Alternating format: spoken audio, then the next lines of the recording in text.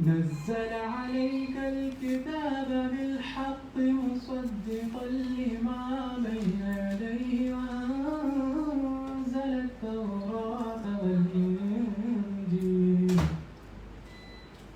من قبل هدى للناس إن الذين كفروا بآيات الله لهم عذاب شديد والله عزيز ذو انتقام إن الله لا يخفى عليه شيء في الأرض ولا في السماء هو الذي يصوركم في الأرحام كيف يشاء لا إله إلا هو العزيز الحكيم هو الذي أنزل عليك الكتاب منه آيات محكمات هن أم الكتاب وأخر متشابهات فأما الذين في قلوبهم زيغ فيتبعون ما تشابه منه ابتغاء الفتنة وابتغاء تأويله وما يعلم تأويله إلا الله والراسخون في العلم يقولون آمنا به كل من عند ربنا وما يذكر إلا أولو الألباب ربنا لا تزغ قلوبنا بعد إذ هديتنا وهب لنا من لدنك رحمة إنك أنت الوهاب ربنا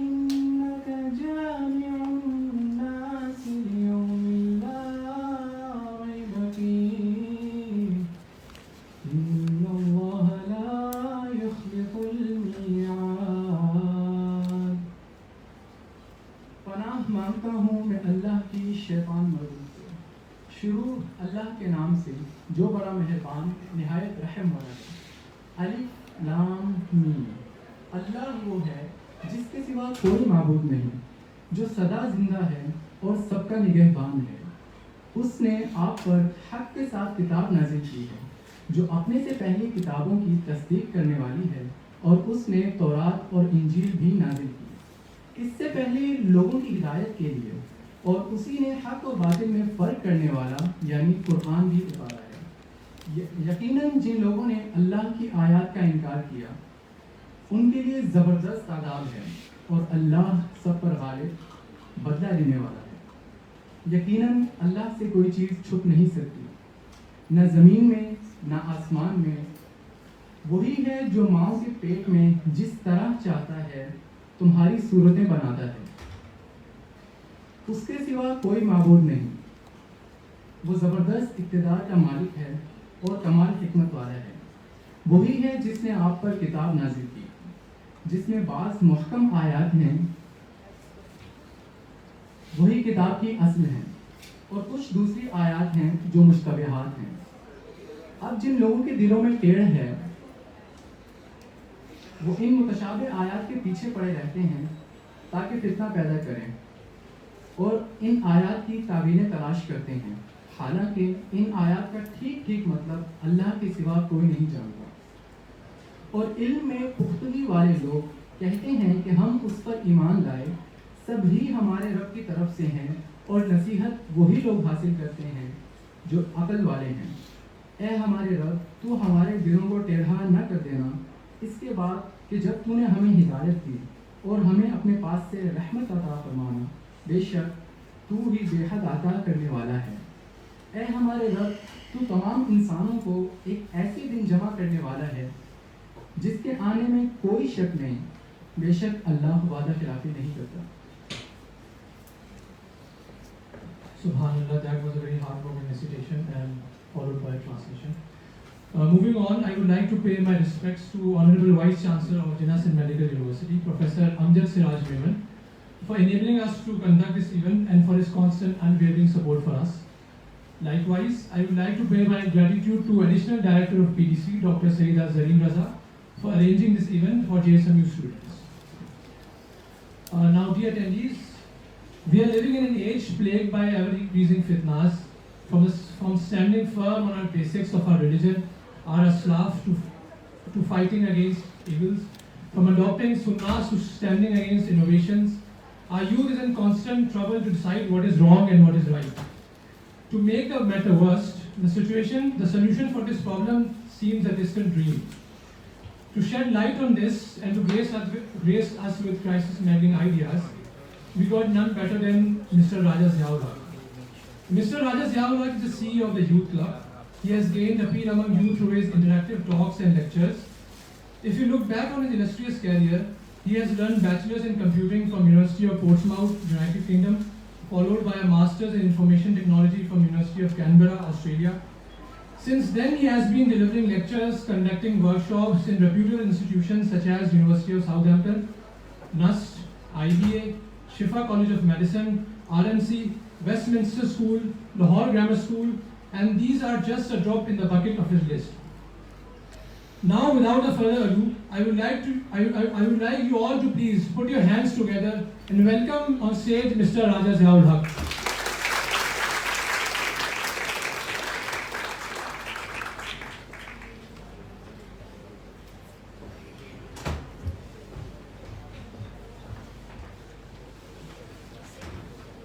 Bismillah, alhamdulillah, wassalatu wassalamu ala rasulillah wa ala alihi wa sahbihi ajma'in. Amma ba'd, fa'udhu billahi minash shaitanir rajim. Bismillahir rahmanir rahim. Rabbi shrah li sadri wa yassir li amri wahlul 'uqdatam min lisani yafqahu qawli. Assalamu alaikum wa rahmatullahi wa barakatuh. Alaikum assalam.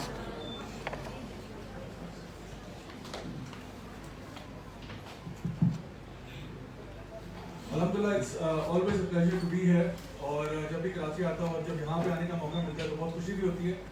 آج کا topic جو ہے وہ خاص طور پہ بڑا important ہے کیونکہ ہم آج بات کر رہے ہیں لاسٹ جنریشن ان کرائسس. سو اس ٹاپک پہ بات کرنے کے لیے میں پہلے ایک سوال آپ کے سامنے رکھ رہا ہوں، وہ یہ ہے کہ کیا اگر ہم لوگ مسلم امت کی بات کریں تو مسلم امت جو ہے کیا وہ دنیا پر غالب آئے گی ہے یا ہم خود ہمارے اوپر غلبہ کسی کا آیا ہو؟ غلبہ ہے. اچھا، اب یہ جو غلبہ ہوتا ہے نا، یہ بنیادی طور پہ دو طریقوں سے ہو سکتا ہے. ایک غلبہ کسی بھی قوم پہ جو ہوتا ہے وہ اس لیے ہوتا ہے کہ وہ ایک تلوار سے غلبہ آ گئے. تو کوئی ایسی طاقتیں ہیں جو مائٹی اینڈ پاورفل ہیں، آپ سے زیادہ طاقت رکھتی ہیں، اس لیے وہ آپ پہ غالب آئے ہوئے ہیں اور آ سکتے بھی ہیں. دوسرا غلبہ جو ہے وہ ہوتا ہے کہ انسان کے اوپر ایک فکری غلبہ آیا ہوا ہے. فکری غلبہ یہ ہوتا ہے کہ آئیڈیولوجیکل، یعنی کہ آپ لوگوں کی سوچ اور فکر جو ہے اس وقت دنیا میں کون سی سوچ ہے، کون سی فکر ہے جو غالب ہے. تو وہ ہماری فکر تو نہیں ہے. یعنی اگر آپ یہ کہیں کہ پوری دنیا جو ہے وہ اسلام کے نقطۂ نظر سے چیزوں کو دیکھ رہی ہے تو ایسا نہیں ہے. اسلامک لینس، یعنی کیا دنیا کے جو لیڈرز ہیں وہ فیصلہ اس لیے کرتے ہیں کہ جی یہ چونکہ اللہ نے فرما دیا، اللہ کے رسول نے فرما دیا تو ہم یہ کام نہیں کریں گے، ایسا تو نہیں ہو رہا. وہ تو اپنا ان کا کوئی تھیوریاں چل رہی ہیں. تو جو اس وقت مین اسٹریم سوچ ہے اور یہی سوچ پاکستان میں بھی ہے. بھائی ویسے ہم اسلامی جمہوریہ پاکستان ہیں، ویسے ہم لوگ پاکستان کا مطلب کیا لا الہ الا اللہ ہے، لیکن ہماری سوچ اور فکر جو ہے وہ ابھی بھی ویسٹرن تھاٹ جو ہے وہ اس پہ غالب ہے. اچھا، اب تلوار کا غلبہ بھی ان کا اس وقت سب سے زیادہ پاورفل جو ہے وہ آپ نیٹو کو قرار دے سکتے ہیں. نیٹو ایک الائنس ہے جس میں ویسٹرن پاورز جو ہیں ان کو اگر لگتا ہے کہ کہیں پہ ہم نے گھس جانا ہے تو وہ چلے جاتے ہیں، اس کو روکنے والا کوئی نہیں. اگر ان کو لگے کہ جی مثال طور پہ آج کل یہ رشیا اور یوکرین والا معاملہ بنا ہوا ہے تو رشیا کو سب گالیاں نکال رہے ہیں، لیکن اسرائیل کو گالیاں نکالنے والا کوئی نہیں ہے، جو اس سے فار ورس کر چکے ہیں اور کرتے چلے آ رہے ہیں. اور رمضان میں بھی انہوں نے باز نہیں آئے، رمضان میں بھی باز نہیں آئے. تو ان کے ہیں ڈبل سٹینڈرڈز. جب یعنی کسی ان کا جہاں موڈ ہوتا ہے ان کو لگتا ہے کہ جی ہمارے انٹرسٹ میں یہ بات ہے, پورا نیٹو اور پوری عالمی طاقتیں اکٹھی ہو جاتی ہیں. اگر ان کا موڈ نہ ہو تو پھر کوئی بندہ بھی ان کو, کشمیر کا معاملہ کب سے پھنسا ہوا ہے, اگر آپ نے انٹروین کرنا تھا تو کب, یہ تو اس سے بڑا یعنی کرائسس آیا ہوا ہے. اتنے عرصے سے یعنی لوگوں کو بند کیا ہوا ہے, آپ لوگوں نے ان کے اوپر سینکشنز لگائے ہوئے ہیں, ہر طرح کے مظالم ہو رہے ہیں. So when you look at the situation around the world you realise کہ مسلمان کسی کھاتے میں نہیں ہے اس وقت. حالانکہ ہماری پاپولیشن جو ہے وہ تقریباً 2 بلین کے آس پاس ہے. 6 بلین کی پوری دنیا کی پاپولیشن ہے, 2 بلین ہماری ہے تقریباً, لیکن ہم لوگ غالب نہیں ہیں اس کے باوجود. اور نبی کریم صلی اللہ علیہ وسلم کی حدیث مجھے یاد آتی ہے جہاں پہ آپ نے فرمایا کہ ایک وقت آئے گا کہ جب تم لوگ تعداد میں تو کثیر ہوگے لیکن تم لوگ سمندر کی جھاگ برابر ہوگے. You will be like the froth on the sea, یعنی سمندر پہ جھاگ کیا ہوتی ہے. چلے سمندر کی جھاگ کو چھوڑیں, آپ کبھی باتھ روم میں وہ بالٹی میں کوئی آپ نے پانی ڈالا, اس میں آپ ڈٹرجنٹ ڈال دیں, اور ڈٹرجنٹ ڈالنے کے بعد نا وہ اس کے اوپر ایک جھاگ آ جاتی ہے نا, بہت ساری کپڑے اگر دھو رہے ہیں تو وہ جھاگ آ جاتی ہے. اب وہ جھاگ جو ہو سکتا ہے اتنی بڑی لیئر جھاگ کی ہو اور پانی نیچے اتنا سا, وہ ببل اپ کر کے نا جھاگ اوپر آتی ہے, تو وہ جھاگ دیکھنے میں تو لگ رہا ہے بہت بڑی چیز ہے لیکن اصل میں وہ کچھ بھی نہیں. وہ اب ہاتھ مارے وہ پورا ہاتھ آپ کیسے جائے گا جیسے ہوا سے گزرا ہو, لیکن پھر پانی جو ہے وہ اصل سبسٹنس ہے. تو آپ نے فرمایا مسلمان ہوں گے تو صحیح لیکن لو کوالٹی, لو گریڈ, لو سبسٹنس والے لوگ ہوں, اور پھر دنیا کی طاقتیں تمہیں ایسے کھا دیں گی جیسے بھوکے دسترخوان پہ پڑ جاتے ہیں. تو صحابہ نے پوچھا یا رسول اللہ پھر یہ کیوں ہوگا, کیا ہماری تعداد اتنی کم ہوگی؟ کیونکہ صحابہ نے 99.9% جو جنگیں لڑی ہیں ان میں وہ ہمیشہ تعداد میں کم رہے. تو ان کا کیا تعداد اتنی کم ہو جائے گی کہ مطلب, کیونکہ انہوں نے صحابہ نے 1:3 کا ریشو بھی فائٹ کیا ہوا ہے, 1:5 کا ریشو بھی فائٹ کیا, 1:10 کا بھی فائٹ کیا ہوا ہے. تو وہ سمجھتے ہوں کہ پتہ نہیں 1:200 کا ریشو تو نہیں ہو گیا کہ تعداد بالکل, آپ نے فرمایا نہیں تعداد تو بہت ہے لیکن کوالٹی گر جائے گی تمہاری. اب یہ سچویشن ہماری یہاں پہ ہم پہنچ گئے. اب کیسے پہنچے؟ اب دیکھیں ہمارے اس وقت طالبہ غلبہ, میں چاہتا ہوں ہم لوگ پرابلم انالیسس کریں اور پھر ہم دیکھیں ہم اس کو کیسے فکس کر سکتے ہیں. کیونکہ باتیں تو سارے لوگ کرتے ہیں کہ جی یوں کر دو وہ کر, اور یہ تبصرہ شوز تو 2001 سے چل رہے ہیں, یہ جو ٹی وی پہ آپ دیکھ رہے ہیں ہر طرح کا ٹاک شو چل رہا ہے, بٹ کوئی سولوشن نہیں نکل رہا. ہم باتیں کر کر کے روز ہم بیٹھتے ہیں جی آئیے آج ہم لوگ مسئلہ کشمیر کو حل کرنے کے لیے فلاں ایکسپرٹ بھی میرے ساتھ بیٹھے ہوئے ہیں, فلاں بھی بیٹھے ہوئے ہیں. بات اتنے سال گزر کے ابھی تک مسئلہ ادھر ہی پھنسا ہوا ہے. تو ہمیں we have to understand what the problem is, اور in order to understand the problem you have to understand yourself and you have to understand your history. اگر آپ کو ہسٹری کا نہیں پتا اور جان بوجھ کے آپ کو نہیں پڑھایا جاتا, جان بوجھ کر آپ کا انٹرسٹ لگایا جاتا ہے یا تو میڈیکل سائنس میں جاؤ یا پھر انجینئرنگ میں جاؤ. آپ لوگ میڈیکل کے لوگ ہیں, میں انجینئرنگ ہوں, ٹھیک ہے. سو میں انجینئرنگ چھوڑ کے مولوی بن گیا بیکاز آف سرٹن ریزنس, اور میں آپ کو بتاؤں گا وہ کیوں. میں یہ نہیں کہہ رہا آپ سارے مولوی بن گئے, لیکن میں چاہتا ہوں کم از کم اویئرنیس تو آ جائے نا, پتہ تو ہو کہ یہ ہو کیا رہا ہے ہمارے ساتھ. So let's go back in time, let's go back in time جہاں پہ ایک زمانہ تھا جب مسلمان غالب تھے, اور یہ وہ دور تھا جس کو ییل یونیورسٹی کے ایک پروفیسر ہیں ماریا روسا مینوکیل, وہ یہ کہتی ہیں کہ it was the best time for the Jews and the Christians. Why? مطلب مسلمانوں کی تو گولڈن ایج تھی لیکن جوز اینڈ کرسچنز کا بھی بیسٹ ٹائم گزرا ہے. وجہ کیونکہ مسلمان بلیو کرتے تھے کہ ان کو بھی جسٹس ملنا چاہیے, اور ایکچولی جو جوئش گولڈن ایج ہے it came under the Islamic golden age.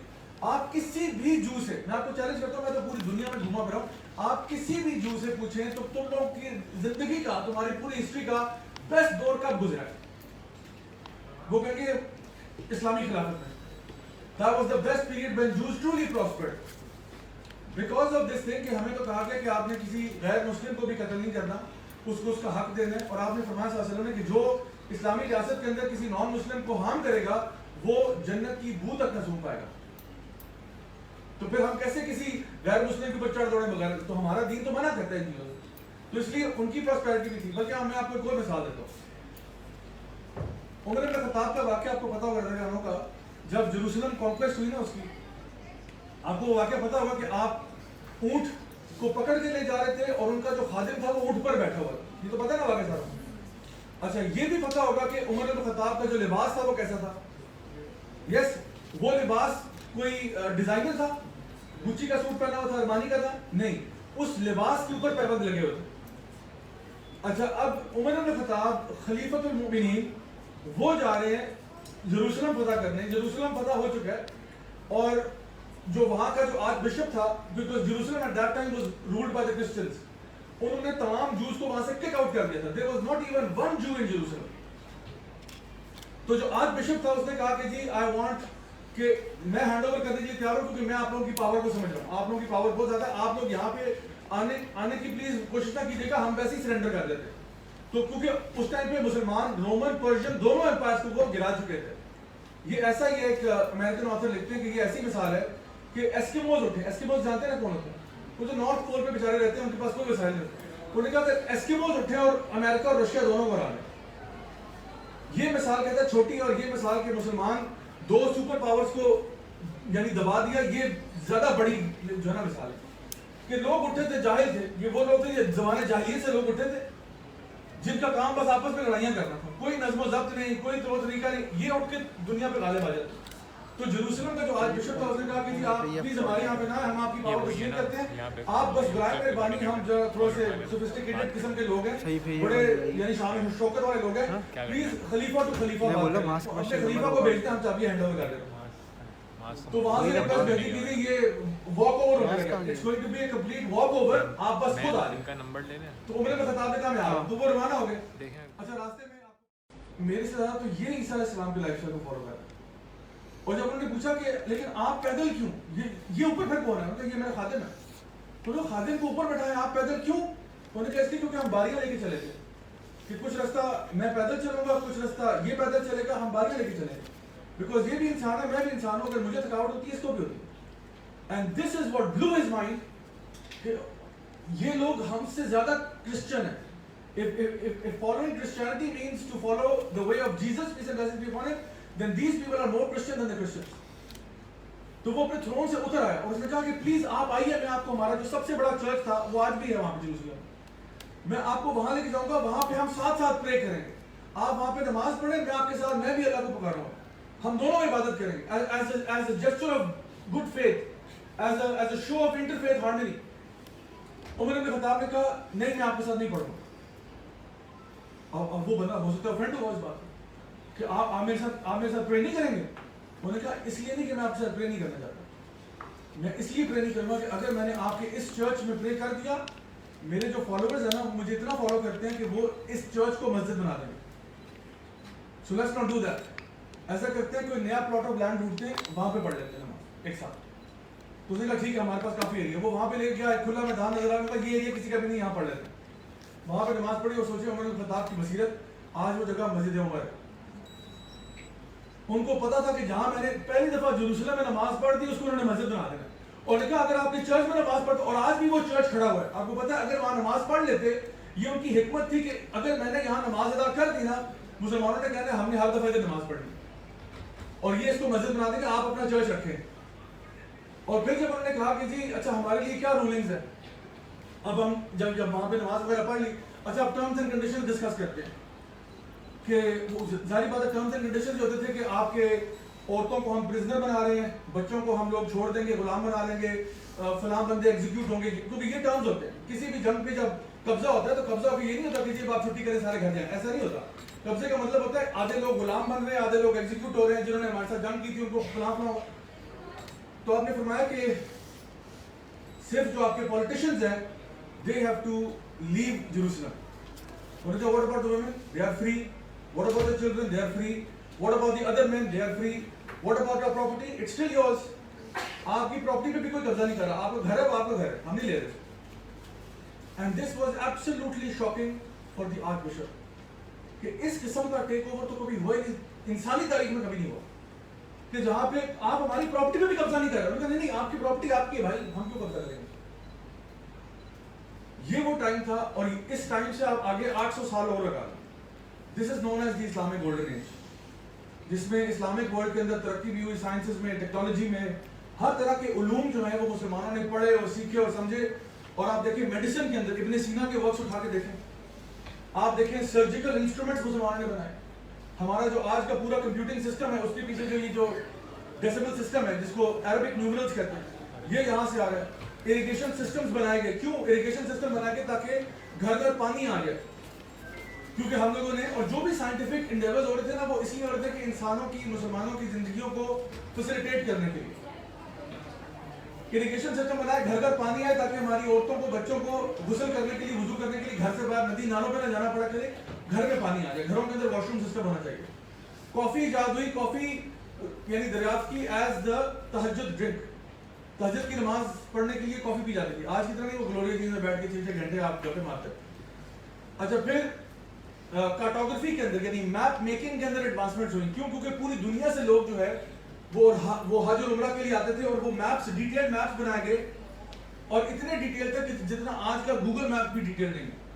کیونکہ ان میپس کے اوپر اپارٹ فرام دا ڈائریکشنز یہ بھی لکھا ہوتا تھا کہ ان علاقوں میں کون کون سے ڈینجرز ہیں, کہ یہاں پہ جنگلی جانور پائے جاتے ہیں. اور یہ لکھا ہوتا تھا کہ اس علاقے سے اگر آپ نے گزرنا ہے تو صبح میں ٹریول کریں, یہاں سے گزرنا ہے, یہاں رات میں ٹریول کریں, یہاں سے, کہ یہاں پہ جو ہے نا ہائی وے رابرز اور بینڈٹس ہیں, یہاں پہ جنگلی جانور ہیں, سانپ بچھو بھیڑیے وغیرہ یہ چیزیں ہو سکتی ہیں, یہاں پہ سیلاب بہت آتے ہیں, یہاں پہ دلدل مل جاتی وغیرہ وغیرہ. تو وہ اتنے ڈیٹیل میپ سے کہ آپ کو میپ کے ساتھ آلٹرنیٹیو روٹس بھی بتاتا تھا کہ آپ کے لیے بہتر کون سے. میں خود گوگل میپس کا شکار ہو چکا ہوں کئی دفعہ. گوگل میپس نے ڈالا کہیں پہ اور میں کہیں جنگل بیابان میں جا کے پہنچ گیا اور میں سوچ رہا ہوں کہ یا اللہ میں یہاں کیسے پہنچا, اور گوگل ابھی بتا رہا ٹرن لیفٹ. تو سمجھ آ رہا لیفٹ ہے ہی نہیں بھائی, میں کہاں لیفٹ جاؤں. ایسا میرے ساتھ کئی دفعہ ہوا کیونکہ ہماری ٹریولنگ بہت زیادہ ہوتی ہے اور اکثر ہمیں پھر گوگل میپس پہ ریلائی کرنا پڑتا ہے. تو اب میرا یہ تھنکنگ بن چکی ہے کہ don't trust Google maps, don't trust it. میں مطلب بلائنڈلی بالکل ٹرسٹ نہیں کرتا. شروع میں نے کہا آنکھیں بند کر کے گوگل میپس, لیکن اب نہیں, کیونکہ اکثر ہوتا ہے یا روڈ بند ہے یا بلاکیڈ ہے یا کچھ اور مسئلہ ہے, یا آپ کو اتنے پتلی گلیوں سے نکالنا شروع کر دیتا ہے, حالانکہ اچھی بڑی مین روڈ جا رہی تھی وہاں پہ. آپ کو کہتا ہے لیفٹ ہو جاؤ, لیفٹ کے پھنس گئے جا کے آپ, اور وہاں پہ ایسا پھنسے کہ 1 گھنٹہ اور ڈیلے ہو گیا. تو اصل بات یہ کہ یہ جو میپس ہیں نا یہ ان ساری چیزوں کو فیکٹر ان کرتے تھے. اور یہ مسلمان کیوں ایڈوانسمنٹس کرتے تھے سائنس میں؟ کیونکہ ان کو تھا کہ یہ جو سائنٹیفک قوانین ہیں یہ بھی اللہ کے ہی ہیں. لاز آف نیچر جو ہے یہ اللہ کے بنائے قانون ہے. اب گریوٹی جو ہے یہ کوئی نیوٹن نے تو دریافت کی نا, گریوٹی کو بنایا کس نے؟ اللہ نے بنایا کہ بھئی کوئی بال اوپر پھینکے فوراً نیچے آ جاتا ہے. یہ قانون بھی اللہ کے. تو یہ ہمارا میکنزم تھا why we studied science and why we progressed in that. اور برنارڈ شاء کہتا تھا کہ اگر مسلمانوں کے اوپر یہ کروسیڈز نہ ہوتی اور ان کو قتل و غارت نہ کیا جاتا تو ود ان 100 ایئرز یہ چاند پہ پہنچ جاتا.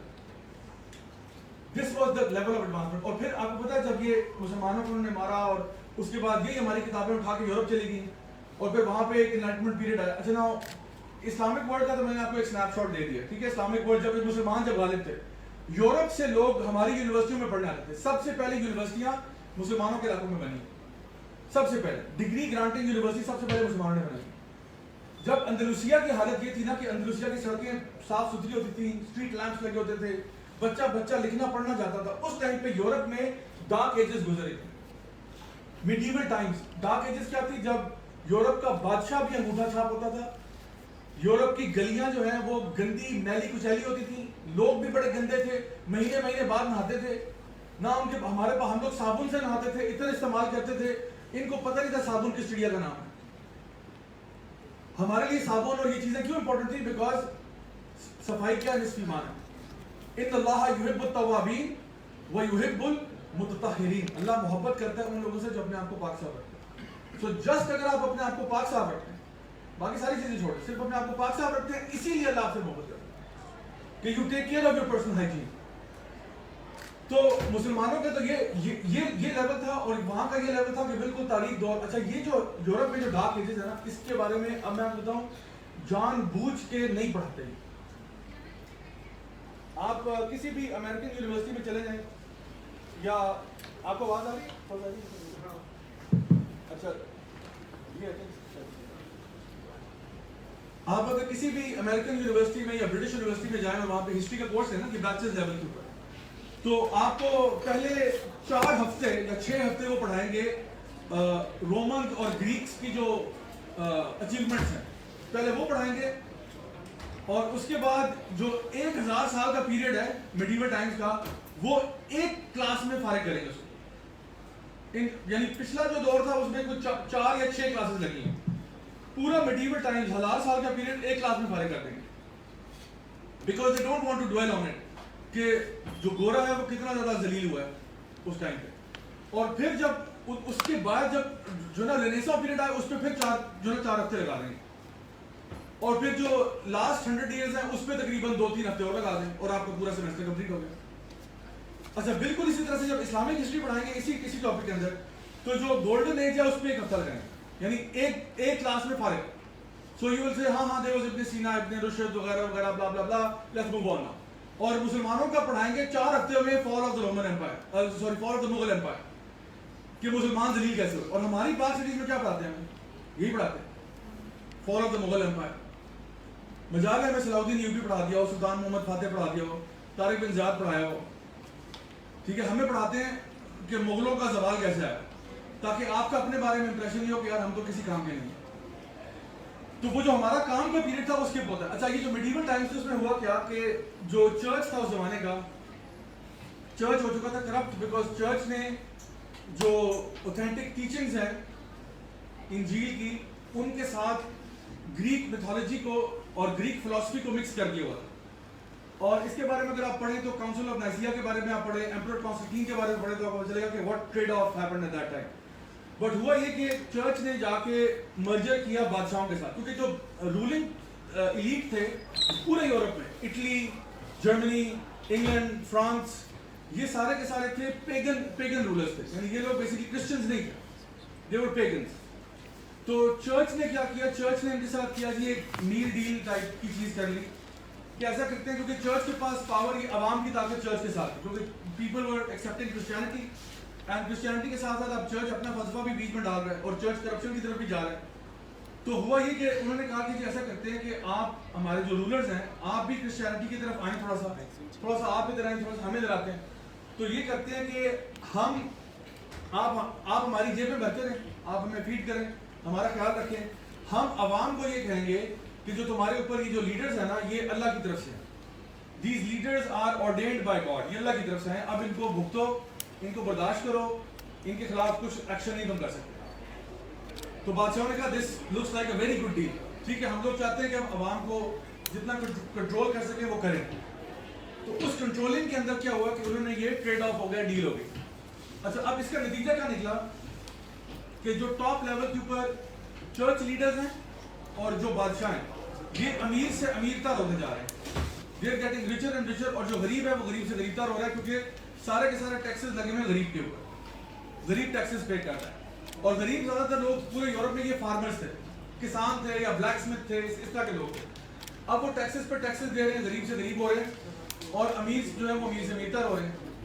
اچھا اسی ٹائم پیریڈ کے اوپر نا بہت سارے ناولز بھی آ چکی ہیں، چیزیں بھی بنی ہیں. جیسے رابن ہوڈ کی کہانی آپ نے سنی ہوگی، وہ بھی میڈیول ٹائمز کو ریپرزینٹ کرتی ہے کہ Robin Hood would rob the rich and feed the poor. کہ وہ ایسے ٹائمز تھے کہ جہاں پہ سب کو ٹیکسز پے کرنے پڑتے ہیں. انگلینڈ کے اندر ناٹنگھم میں ٹیکسز پے کرنے پڑتے ہیں، اور ایک پرٹیکولر بادشاہ کا واقعہ بتایا جا رہا ہے کہ جہاں پہ اس کو جا کے وہ چیلنج کرتا ہے اور سارا. سو یہ پورے یورپ کی داستان یہی تھی. اچھا ان دا مین ٹائم ہوا یہ کہ 2 گروپ کھڑے ہوئے اس ٹاپ لیول کی مینجمنٹ کے خلاف. ایک گروپ جو تھا وہ ریلیجسلی موٹیویٹڈ تھا اور ایک جو تھا وہ ذرا سیکولرلی موٹیویٹڈ تھا. جو ریلیجس گروپ تھا ان کو کہتے ہیں پروٹیسٹنٹس. یہ 1517 کے اندر پروٹیسٹنٹس کھڑے ہوئے جنہوں نے کیتھولک چرچ کو چیلنج کیا، اور ان کا مین کلیم یہ تھا کہ why are we not allowed to read the Bible? Why is it کہ we are relying on the Pope to decide what is right and wrong, and why is the Pope authorizing کہ یہ جو leaders ہیں ان کی بات ماننی ہے؟ کیوں بھائی ہم بائبل خود کیوں نہیں پڑھ سکتے؟ تو ان کے اوپر فتویٰ یہ رکھتا تھا کہ تم لوگ گستاخ ہو، زیادہ سی بات ہے کہ تمہارا سر اڑا دیں. ان کو ہیریٹکس ڈکلیئر کر دیا جاتا تھا کہ تم لوگ ہیریٹکس ہوتے، you are outside of the دین. اچھا اب ناؤ دا تھنگ از کہ لوگ یہ کہتے تھے کہ we should have the ability to read the Bible ourselves and to interpret it and to extract from it. Church یہ کہہ رہا تھا کہ no you don't have that right, because ہم جو ٹاپ لیول پہ ہم بتائیں گے. اور یہ ہے کہ ان کے ہاں شراب ان کے ہاں بھی حرام ہے، خنزیر کا گوشت ان کے ہاں بھی حرام ہے، لیکن چرچ نے کئی چیزوں کو الٹرنیمنٹ کیا. اسی طرح سے کچھ سال پہلے کی بات ہے کہ ویٹیکن میں جو پوپ ہے انہوں نے یہ کہا کہ جو آپ نے دیکھا کہ جو ننس کا گیٹ اپ کیا ہوتا ہے، یس، تو اس نے بھی کچھ 4-5 سال پہلے کی بات ہے کہ اس نے کہا کہ ننس کو ہم الاؤ کرتے ہیں، آتھرائز کرتے ہیں کہ وہ اپنا اسکرٹ جو ہے وہ اگر گھٹنوں تک بھی لے آئیں تو اس میں کوئی مسئلہ نہیں ہے. تو دس از ناٹ اے حکم from the Bible, it is something that the Pope came up with. کیونکہ آپ زمانے کو دیکھتے ہوئے اگر وہ اپنا اسکرٹ جو ہے وہ گھٹنوں تک بھی لے آئیں تو اس میں بھی کوئی مذاکرہ نہیں ہے.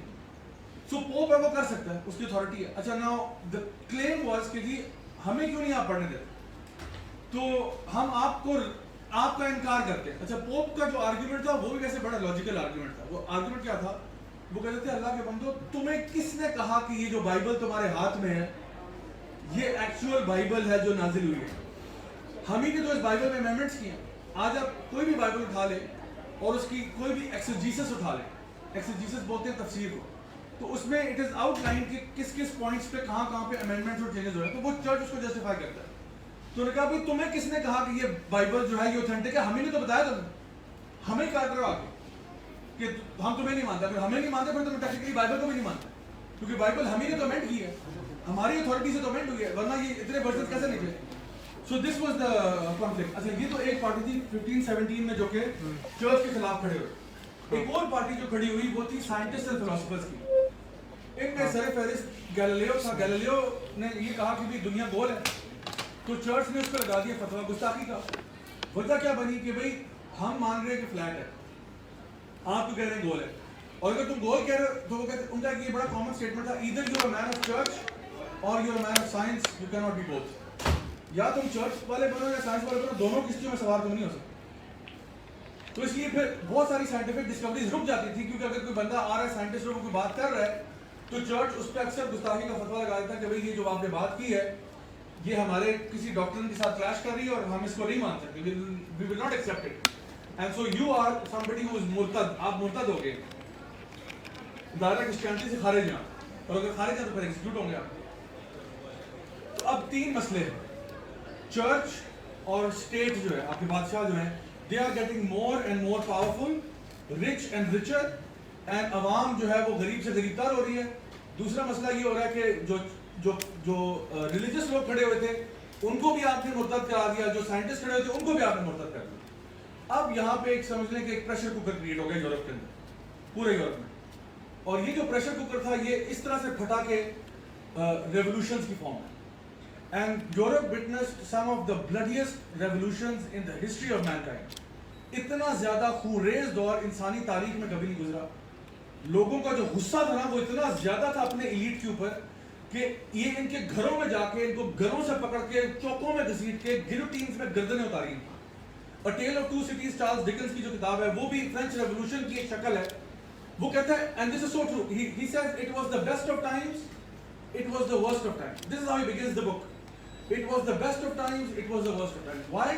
Because for some it was the best of times. جو آپ کے رولنگ ایلیٹ تھے ان کے لیے it was the best of times, عیاشیوں کی موج لگی ہوئی ہے. But for some it was the worst of times. اس سے زیادہ برا وقت ان پہ کبھی نہیں گزرا. سو معاشرے کے اندر اتنا بڑا سپلٹ کریٹ ہوا ہے کہ ایک طبقہ جو ہے وہ کہہ رہا ہے ہمارے لیے تو جنت الفردوس ہے یہ دنیا, اور ایک طبقہ کہہ رہا ہے یہ جہنم سے بدتر عذاب یہ نہیں ہو سکتا. سو وہ جو جہنم والے عذاب جو لوگ فیس کر رہے ہیں وہ 99% پاپولیشن ہے. انہوں نے کہا بھائی انف از انف, بہت ہو گیا. وہ ان کے گھروں میں گھسے, گھسیٹ کے انہی کے گارڈز کو مارا, اندر تو عوام کا سمندر ہے, اندر گئے جا کے گھسیٹ چلائے, چوکوں پہ گلوٹینز بنائی, ان کی گردنیں اتارنا شروع کر. اور یہ پورے یورپ میں یہ ایگزیکیوشن سٹائل کلنگ شروع ہو گئی.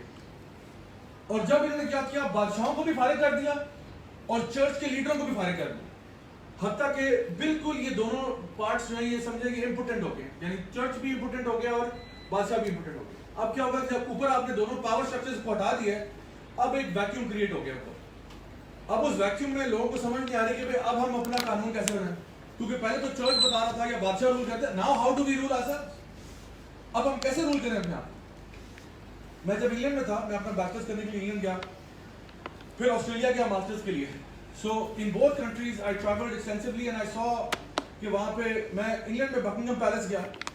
بکنگم پیلس میں آج ملکہ برطانیہ جو ہے اس کی کیا حیثیت ہے, she is just a figurehead, nothing more than that. نظام سارا پارلیمنٹ چلا رہی ہے. ملکہ برطانیہ آج بھی کبھی میٹنگ پہ جاتی ہے نا وہ کیریج میں جاتی ہے, گھوڑوں والی کیریج میں.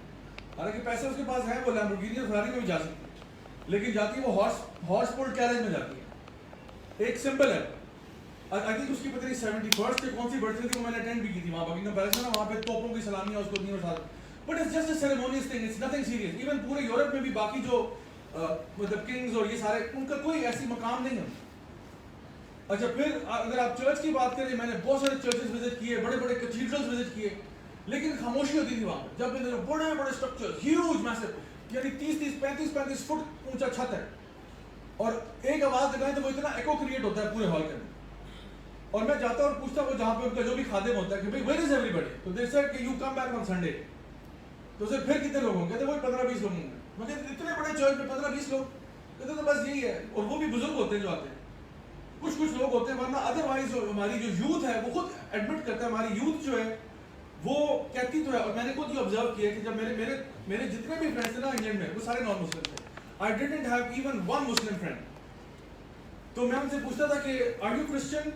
تو جب آپ ان سے پوچھتے ہو نا, فار ایگزامپل کسی پورچوگیز سے یا اسپینش سے یا گریک سے یا جرمن سے یا فرینچ یا اٹالین سے کہ are you Christian یا even برٹش سے, تو کہتے ہیں اکثر کا جواب ہے yes and no. حالانکہ ہم مسلمانوں سے پوچھتے are you Muslim؟ yes. ان سے پوچھو are you Christian؟ کہتے ہیں technically yes but realistically no. میں کہتا ہوں what do you mean by that؟ کہتے ہیں yes, I was born into a Christian family and yes I do believe in God, but if you say if I practice Christianity, no I don't. If you say I go to church, no I don't. If you ask am I really believing in these, I'm not really. So وہ اکثر کی جو mental state ہے وہ کچھ یوں بنی ہوئی ہے, confused حالت میں, and they're not very staunch in their religion, اتنے strong نہیں. تو ہوا کیا کہ یہ یعنی آپ سمجھ لیں 1500 اور 1600 میں جو کام چلا ہے اس کی وجہ سے آج یہ صورتحال کریٹ ہو چکی ہے کہ نہ بادشاہوں کی کوئی طاقت رہ گئی ہے اور نہ چرچ کی کوئی خاص پاور رہ گئی. چرچ بھی آپ کو ایڈوائز کرتا رہتا ہے, اب ایڈوائز آپ سنیں نہ سنیں وہ آپ کا مسئلہ ہے. تو یہ ہے یورپ کا حال. اچھا اب ہوا کیا اس پورے ایکسپیرینس کے بعد کہ یورپ نے یہ بات طے کر لی کہ جتنے بھی مذاہب ہیں وہ آپ کو پرائمریلی 3 چیزوں کی طرف تلقین کرتے ہیں. نمبر 1, تمام مذاہب جو ہے وہ کوئی گاڈ کا تصور لے کے آئیں گے کہ you have to believe in God, ٹھیک ہے, whatever مطلب concept it is, there will be a concept of God, number 1. Number 2, there will be a concept of the soul. کہ apart from the body there is something inside you which is the soul, آپ کی spirit ہے, ٹھیک ہے, and hence spirituality کی بات کریں گے کہ I feel spiritual, ٹھیک ہے. The third will be some kind of concept of the hereafter, کہ دنیا تو چلو ہے but there is something called the hereafter, اس کے بعد بھی کچھ آئے گا. یہ 3 چیزیں تمام مذاہب جو ہیں اس کے بارے میں کوئی نہ کوئی رہنمائی فرماتے ہیں. انہوں نے کہا دیکھو ہم نے چرچ کو تو فارغ کر دیا کیونکہ ان کا ایکسپیرینس اتنا برا تھا چرچ کے ساتھ کہ یہ چرچ اور اس کی تمام تعلیمات سے متنفر ہو چکے تھے. تو انہوں نے کہا دیکھو یہ تینوں چیزیں جو ہے نا یہ میٹا فزیکل ریالٹیز ہیں, ان کا تعلق سائنس سے نہیں. اللہ کو کس نے دیکھا بھائی؟ نہ ہم نے دیکھا, نہ کبھی سنا, نہ کبھی ہاتھ لگا, کچھ بھی نہیں ہوا. We have no experience with God. It's not something we can scientifically test and verify. So there is no God. They started having this belief. Number 2, there is no soul. Soul کا کیا آپ کی کوئی medical text book میں ہے civil کا chapter? گریز anatomy میں chapter of the civil. They don't talk about the soul anymore. It's not part of the human being. And then the third thing is the hereafter. Hereafter میں لوگ مر کے کیا کوئی بندہ واپس تو آیا نہیں اس نے بتا کہ جی hereafter میں کیا ہوتا. تو یہ ساری ڈرامے بازیاں تھیں. چرچ نے ہمیں بیوقوف بنایا ساروں کو, ہمیں اس وہ کہتے ہیں ٹرک کی بتی کے پیچھے لگا دی ہے, ہم سب کو پاگل کیا ہے, ہمارے اوپر ایک آپریشن کا سسٹم قائم کیا ہے, ہمارے پیسے لوٹے ہیں, ہمارے پہ ظلم کیا ہے. اب ہم ان چیزوں کو ریجیکٹ کرتے ہیں اور ان کے بدلے 3 اور سٹرکچرز کھڑے کریں گے. تو خدا کو چھوڑو اور اب کائنات کی بات کرو. کائنات اتنی بڑی کائنات ہے, وہ کہتے ہیں نا کہ mother nature did it. Is it nature great? کتنی دفعہ آپ یہ جملہ لوگوں کو مجھے دیتے ہیں, یہ جملہ کہاں سے آ رہا ہے؟ This is primarily a secular statement. You should say اللہ اکبر, از اٹ گاڈ گریٹ؟ ہم کہتے ہیں is it mother nature amazing? Mother nature کسی کا کوئی ایڈریس ہے؟ میں اگر مدر نیچر سے ملنا چاہوں, مدر نیچر کی آپ بات کریں, مطلب مدر نیچر کہاں ہوتی ہے؟ میں جا کے ملوں ان کو تھینک یو کیا کہوں کہ بھائی thank you so much mother nature, آپ نے اتنا کچھ کر دیا, آپ نے ماشاء اللہ مور کو ڈیزائن کیا, آپ نے بندر ڈیزائن کر دیا, مکاؤ پیرٹ. روح کا کوئی ہمیں ہمارا ٹیسٹ کوئی نہیں ہے. آپ باڈی کی بات کریں, لیٹس اسٹڈی دا باڈی. اور ہیئر آفٹر کو چھوڑو, دنیا کی بات کرو, لیٹس اسٹڈی دس ورلڈ. سو اب 3 structures, universe, the body and this world, یہ 3 اسٹرکچرز جو ہیں ان پہ ہم فوکس کریں گے. یہ جو اب میں یہاں پہ ایک ورڈ یوز کر رہا ہوں مولوی کا, ٹھیک ہے, یہ جو مولویوں نے میں سکھایا تھا نا یہ مولوی پاگل تھے. مولوی سے مراد ہے دینی بندہ. یہ جو دینی طبقے نے میں لگایا تھا نا جس طرح کی بتی, انہوں نے ہمیں آپریشن میں لے کے ہمارے پہ ظلم کیا, ایکس وائی زیڈ کی ساری بات.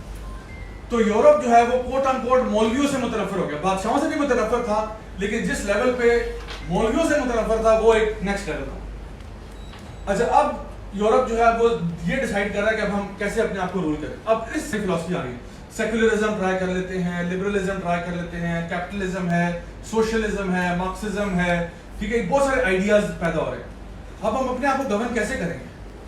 تو اب یہ جو ان کے فلسفی ہے نا, ان کے فلسفیوں میں فار ایگزامپل روسو ہے, ڈیکارٹ ہے, فاؤنڈنگ فادرز میں جان لاک ہے, ٹھیک ہے, تھامس ہابز ہے, وغیرہ وغیرہ. There is a huge list of philosophers from Europe جنہوں نے اب ایک لبرل تھاٹ پیدا کی. لبرل تھاٹ یہ تھی کہ we are at liberty to do what we like. Liberty کیا ہوتی ہے؟ Liberty is equal to freedom.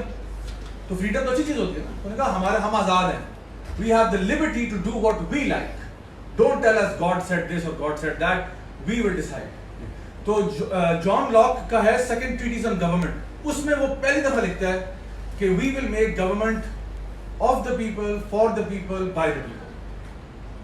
اچھا, John Locke was a staunch Christian. He started his second treatise on government with the book of Genesis. اس نے کہا کہ first there was God and then he created mankind. تو پھر یہ کہنے کے بعد وہ اللہ کے خلاف حکم کیسے دے رہا ہے آپ سوچ رہے ہو؟ اس لیے کیونکہ جان لاک اور اس جیسے شروع کے جو فلسفی تھے وہ یہ بلیو کرتے تھے, وہ کہتے تھے کہ دیکھو گاڈ از این ایک ایسی ایگزسٹنس ہے جو آپ کو ماننا پڑے گا. You have to accept, because if you don't accept that then you are an idiot. This is what these people thought. کہ دیکھو گاڈ کی ایگزسٹنس کو ڈینائی نہیں کیا جاتا. جتنا بھی ہمیں ریلیجن پسند نہیں ہے, گاڈ کی ایگزسٹنس کو ڈینائی کرنا بے وقوفی ہے. کیوں؟ کیونکہ it's they would call it quote unquote a necessary existence. کیونکہ کوئی بھی چیز خود بخود نہیں ہو سکتی. جہاں wherever there is a design there has to be a designer. اور یہ جو اسٹیٹمنٹ ہے یہ آپ کے پلیٹو اور ایرسٹوٹل کا ہے کہ wherever there is a design there has to be a designer. کوئی تو ہے جو نظام ہستی چلا رہا ہے, یہ خود بخود نہیں ہو سکتا. میں آپ سے کہوں کہ یہ مائکرو فون خود بخود بن گیا. آپ کہیں گے سر آپ یہ ہمارا یہاں مینٹل ہاسپٹل ہے, یہاں چلیں آپ کا دماغی توازن ذرا ٹھیک نہیں. میں آپ سے کہوں یہ پانی کی بوٹل خود بخود بنی ہے. آپ کہو گے آپ کو سائیکائٹرک ہیلپ کی ضرورت ہے سر. تو دا پوائنٹ از کہ کوئی بندہ بھی یہ ماننے کے لیے تیار نہیں ہوگا. ایون یہ ٹیبل لکڑی کا بنا ہوا ہے اور گلاس کا بنا ہوا ہے. Glass comes from silica send, ٹھیک ہے, وہاں سینڈ سے آتا ہے. لکڑی دو ایلیمنٹس ہیں بس. لیکن یہ ٹیبل میں کو خود بخود بنا, آپ نہیں مانیں گے میری بات. تو ٹیبل خود بخود نہیں بن سکتا, لیکن پوری کائنات خود بخود بن گئی ہے. آپ میں پورے سسٹم چل رہے ہیں آپ. تو یہ وہ کہتے تھے کہ گاڈ کی ریئلٹی کو ماننا پڑے گا, اس کو انکار نہیں کر سکتے. تو اس لیے یہ تھامس ہابز اور جان لاک اور یہ سارے کہتے تھے کہ گاڈ جو ہے اس کا ہمارا تصور یہ ہے کہ he is an absentee land lord.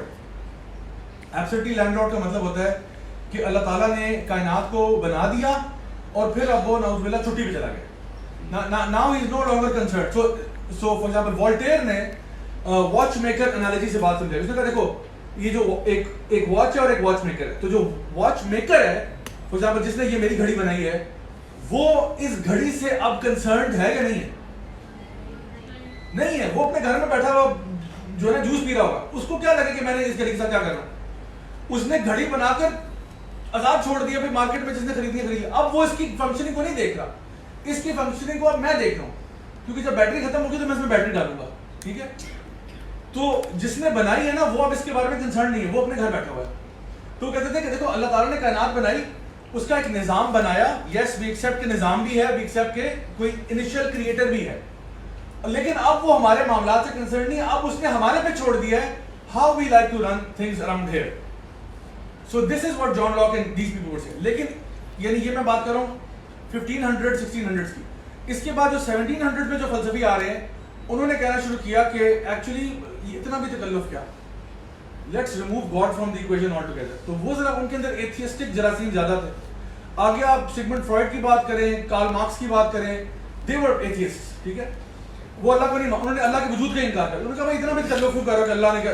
اور پھر جب ڈارون بیچ میں اس نے کہا میں آپ کو بتاتا ہوں کہ کریشن آف مین کیسے ہوئی, تو وہ ڈارونین تھیوری لا کے اس نے جو ہے نا ایک اور بیچ میں چیز لا کے ڈال دی کہ جی لوگوں کو مزید اس پہ لانے کے لیے کہ we don't need technically God to explain how things are happening in this world, so let's remove am all together.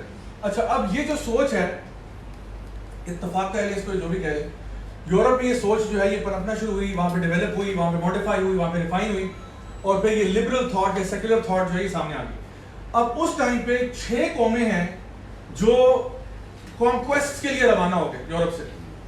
6 ممالک میں برطانیہ ہے, جس میں اس میں ڈچ ہے, اس میں فرینچ ہے, اس میں اٹالینز ہے, اس میں پورچوگیز اور اسپینش ہے. یہ 6 ممالک ہیں جو اسی دور میں روانہ ہو جاتے ہیں. It's the age of colonialism, it's the age of empires. اب وہ جو ہے نا کالونائز کرنے کے لیے نکلے ہیں دنیا میں. پورچوگیز جو ہے وہ جا کے برازیل چلے گئے, ساؤتھ امریکہ میں برازیل میں آج بھی وہ پورچوگیز بولتے ہیں. میکسیکن جو ہے نا میکسیکن اسپینش بولتے ہیں, میکسیکو میں جو ہے نا اسپینش گئے, چلی میں گئے, ارجنٹینا میں وہ آج بھی اسپینش بولتے ہیں. برٹش جو ہے وہ امریکہ سائڈ پہ نکل گئے, اچھا وہ آسٹریلیا سائڈ پہ بھی نکل گئے, افریقہ یعنی ساؤتھ افریقہ بھی چلے گئے, نارتھ افریقہ میں آپ کے فرینچ گئے, اٹالینز گئے, ڈچ گئے. اچھا جہاں جہاں گئے انہوں نے قبضے کیے اور وہاں پہ قانون اپنا نافذ کرنا شروع کر دیا, اور اپنا یہ جو لبرل سیکولر تھاٹ تھی وہ تلوار کے ذریعے نافذ کی. جب برٹش آسٹریلیا گئے وہاں جا کے جو لوکل پاپولیشن تھی ایبوریجنز کی ان کو وائپ آؤٹ کر دیتے تھے اور خود قابض ہو گئے. جب امریکہ میں گئے تو وہاں جو لوکل نیٹو امریکنز تھے جن کو ریڈ انڈینز کہتے ہیں ان کو وائپ آؤٹ کر دیا, خود غالب آ گئے. پھر جب ساؤتھ افریقہ گئے تو وہاں پہ انہوں نے جو وہاں کی زولو پاپولیشن تھی اس کے اوپر ظلم کیا اور خود وہاں پہ غالب آ گئے. جب میں ساؤتھ افریقہ گیا تھا کچھ سال پہلے کی بات ہے, تو میں نے دیکھا کہ وہاں پہ جو بلیکس ہیں ان کے ہم لوگ جہاں کہتے ہیں نا جھگیاں ہوتی ہیں, اس علاقے میں بڑے اسلام ایریاز ہوتے ہیں. میں نے اس سے بدتر حالات پوری دنیا میں نہیں دیکھے. ان کو وہ بولتے ہیں, ایک امریکہ میں اگر آپ جائیں تو جو اسلام ایریاز ہیں ان کو کہتے ہیں ghettos. It's a ghetto area. It's a ghetto area مطلب گینگسٹرز بھی ہیں, ڈرگ ڈیلرز, وہاں کرائم بھی بڑا ہائی ہوتا ہے بیکاز پولیس کا اتنا وہاں پہ رول ہوتا نہیں ہے, پولیس خود خطرے میں پڑ جاتی ہے وہاں جا کے. اور وہاں پہ جو ہے ساؤتھ افریقہ میں ان کو کہتے ہیں سویٹوز, اور وہ جو سویٹوز ہیں نا اس سے زیادہ گندی جگہ میں نے اپنی زندگی میں کبھی نہیں دیکھی. جتنے حالات وہاں پہ خراب ہیں آپ کی سوچ. اور نیلسن منڈیلا بیچارہ اسی لیے لڑتا رہا آ کے کہ ہمارے ساتھ یہ کیا کر رہے ہو تم لوگ. خیر اینی وے, تو ہماری قسمت میں برٹش آئے, اس لیے آج ہم انگلش بولتے ہیں. ہماری قسمت میں اگر اسپینش آتے تو آج میں آپ کے ساتھ بیچ میں اردو کے ساتھ اسپینش کے الفاظ بول رہا ہوتا. ہماری قسمت میں اگر پورچوگیز آتے تو شاید میں بیچ میں پورچوگیز بول رہا ہوتا آپ کے ساتھ, کیونکہ ہماری نیشنل آفیشیل لینگویج پورچوگیز ہوتی. بٹ ہماری قسمت میں برٹش. اچھا برٹش جب 1857 میں جنگ آزادی یہاں پہ ہوئی تو برٹش جو ہے نا وہ جب یہاں پہ آئے تو انہوں نے ہمیں یہ پٹی بٹھانا شروع کی کہ دیکھو ہم تو اپنے مولویوں سے جان چھڑا چکے ہیں اور دیکھو ہمیں کتنی ترقی ہوئی, اور ہوئی ان کو ترقی, اس میں کوئی شک نہیں. جب انہوں نے مولویوں سے جان چھڑائی نا اور بادشاہوں سے, تو اب دیکھو ان کی فوکس ہو گیا جی سائنس پہ, ٹیکنالوجی پہ. تو اب میڈیکل سائنس میں ڈسکوریز ہو رہی ہیں, کائنات کو ڈسکور کیا جا رہا ہے, نئے نئے پروجیکٹس بن رہے ہیں. ایک انڈسٹریل ریولوشن بھی آ گیا ساتھ ہی, کیونکہ اب کیا ہو رہا ہے فیکٹریاں بن رہی ہیں, ٹرینیں ایجاد ہو گئی, ریڈیو ایجاد ہو گیا, دیکھتے دیکھتے گاڑی ایجاد ہو گئی, ٹھیک ہے, اس کے بعد ہوائی جہاز ایجاد ہو گیا, راکٹ بننا شروع ہو گئے, پھر جی ٹیلی فون کمیونیکیشن آ گئی. تو people were seeing with their own eyes کہ ویسٹ ترقی کر گیا, کیونکہ جب انہوں نے مذہب کو چھوڑا ہے نا تو ترقی کر گئے. اچھا ویسٹ کی مثال ایسی ہے, یورپ کی مثال ایسی ہے, اس عورت کی مثال ہے جس کو قسمت میں شوہر بڑا برا آیا اور اس نے برے شوہر کی وجہ سے تمام عورتوں کو یہ کہنا شروع کر دیا کہ تم میں سے کوئی شادی نہ کرے کیونکہ شوہر سارے پاگل ہوتے ہیں. تو یہ مثال اس نے, یہ میں اس لیے دے رہا ہوں کیونکہ یورپ کا جو ذاتی ایکسپیرینس تھا وہ بہت برا تھا مولویوں کے ساتھ. یہ یورپ کا ذاتی تجربہ تھا اور ہم اگری کرتے ہیں کہ یہ بہت برا ایکسپیرینس تھا. لیکن اس کا یہ مطلب نہیں ہے کہ آپ کو سارے پاگل ہیں, کیونکہ اگر آپ تھوڑا سا ذرا سر اٹھا کے اپنے گریبان کے علاوہ دیکھتے نا, اپنی ذات سے باہر نکلتے, اتنا سیلف سینٹرڈ نہ ہوتے, تو آپ دیکھتے کہ بالکل آپ کے پیرلل مسلم ورلڈ میں اس ٹائم پہ کیا ہو رہا تھا. یہاں پہ مولوی آپ کو سکسیس دے رہے تھے جو قرآن و حدیث کے علوم بھی جانتے تھے اور ہر طرح کی سائنسز میں ترقی کر رہے تھے, کیونکہ وہ اس کو بھی اللہ کا حکم بھی سمجھتے تھے کہ لوگوں کے لیے لائف کو آسان بنانا. ہمارے لیے میڈیکل پروفیشن اتنا سیکرٹ کیوں ہے؟ کیونکہ ایک جان بچانا کیا ہے, پوری انسانیت بچانے کے برابر. تو ہمارے لیے تو اس لیے مسلمان میڈیکل سائنس میں بھی جاتے ہیں, خوشی محسوس کرتے ہیں کہ ہمارا اللہ کو راضی کرنے کا ایک اور ذریعہ بن گیا. سو یہ چیز بالکل اس کو نگیٹ کرتے ہوئے, نیگلیکٹ کرتے ہوئے انہوں نے آ کے یہ پٹی پڑھا دی کہ تمہارے مولوی سارے پاگل ہیں اور ان کو چھوڑو, ہمارے علماء کو اوور نائٹ جاہل ڈکلیئر کر دی. حالانکہ میں آپ کو بتاؤں کہ ایک عالم نہیں ہو سکتا جب تک کہ وہ میتھمیٹکس اچھی نہ جانتا ہو ہی نہیں سکتا. سوال ہی پیدا نہیں ہوتا ایک عالم بن جائے جب تک وہ ایڈوانس الجبرا نہیں جانتا. کیوں کیا وجہ سے؟ وراثت کی مثال میں حل کروں گا, زکوٰۃ کی مثال میں نہیں حل کرنی. اب ایک بندہ ہے نا, وہ ایک عالم دین کے پاس جاتا ہے, کہتا ہے عالم صاحب میرے ابا جان کا انتقال ہوا ہے, ابا جان کی 4 بیگمات ہیں, ہر میں سے 4 بچے ہیں, اس کے علاوہ ابا جان کے 4 پراپرٹیز ہیں اور ان کے 4 فارمز بھی ہیں اور اس پہ اتنی پروڈیوس آتی ہے, اس پہ اتنی آتی ہے, یہ ان کے بزنسز ہیں, یہاں سے اتنا ریونیو آ رہا ہے. ابا جان کی 250 بکریاں ہیں, 300 اونٹ ہے, اور ابا جان کے 3 بھائی بھی ہیں, 2 بہنیں ہیں, اور ان کی امی بھی حیات ہے. ابا جان کا انتقال ہو گیا, پلیز بتائیں کس کو کتنا جنا مل رہا ہے. اب عالم کیا کہے, چل آدھا تیرا آدھا میرا, چھٹی کرو بیٹا, اتنا بڑا میتھ مجھے بھی نہیں آتا, ٹھیک ہے. تو وہ کہے گا بیٹا لیٹس کیلکولیٹ, لیٹس سپوز ابو از اکول ٹو ایکس, ٹھیک ہے.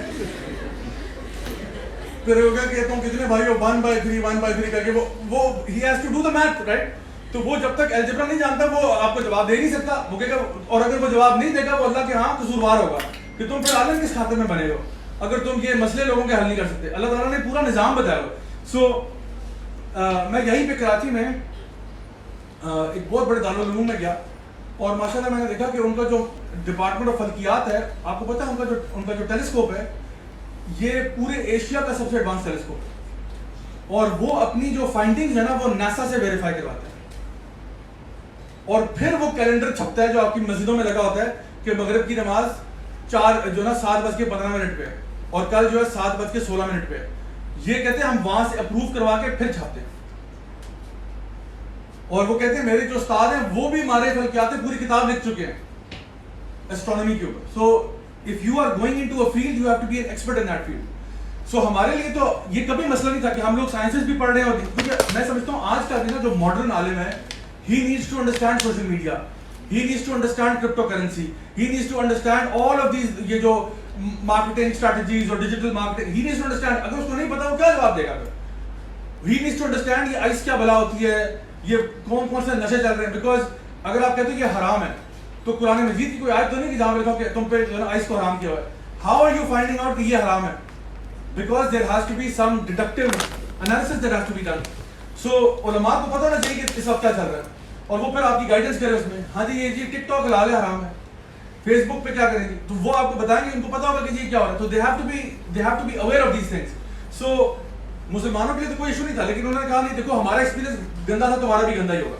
تو کیا ہوا, گورے نے ہمیں ایک تعلیمی نظام دیا جس کو ہم میٹرک سسٹم کہتے ہیں, اور گورے نے یہ کہا کہ دیکھو اگر تم نے کامیاب ہونا نا, if you want دنیا, you come to us.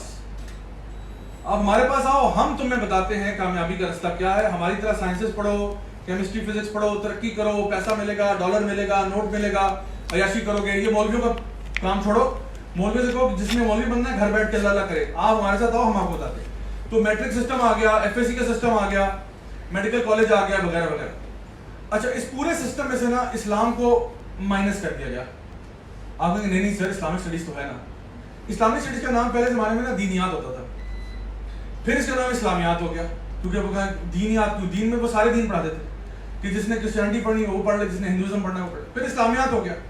اچھا پھر اسلامک اسٹڈیز ہے جو بھی آپ کہیں, لیکن یعنی حیرت کی بات ہے کہ اسلامک اسٹڈیز وہ مسکین سبجیکٹ ہے کہ جس میں اگر آپ فیل بھی ہو جائے تو آپ اگلی کلاس میں پروموٹ ہو جاتے ہیں. یہ وہ 50 نمبر کا مسکین سبجیکٹ ہے کہ جس کو کوئی گھاس نہیں ڈالتا. باقی اللہ معاف کرے, آپ میتھ میں فیل ہو جائیں آپ اگلی کلاس میں نہیں جا سکتے, آپ انگلش میں فیل ہو جائیں آپ اگلی کلاس میں نہیں جا سکتے, اسلامیات میں فیل ہو جائیں نو پرابلم, اگلی کلاس میں خوشی خوشی آپ کو بھیج دیں. بیکاز اصل فلسفہ یہ ہے کہ it doesn't matter, this is the subject that doesn't matter. آپ کا امپلائر بھی پوچھے گا ہاں جی اسلامک اسٹڈیز میں کتنے نمبر آئے تھے آپ کے, انہوں نے پوچھا میتھ میں کتنے آئے تھے, فزکس میں کتنے آئے تھے, اسلامک اسٹڈیز کا نہیں پوچھنا. میں او لیولس کی جب پیپر دیے میں نے تو میرے سارے سبجیکٹس میں بہت اچھے نمبر آئے, ایز اینڈ بیز آئے, سوائے اسلامک اسٹڈیز کے جس میں میرا ڈی آیا. بار بار بچا. حالانکہ میں آپ کو بتاؤں کہ ہماری میتھس کی او لیولس میں 4 کتابیں تھیں, بک 7, 8, 9, 10. فزکس کی ہماری اچھا سائنس جو تھی نا کلاس 8 میں سائنس ہوتی, سائنس جو ہے او لیولس میں جا کے 3 حصوں میں بڑھ جاتی ہے, فزکس, کیمسٹری, بایولوجی. فزکس کی 2 books, theory and practical, chemistry کی 2 بکس, بایولوجی کی 2 بکس.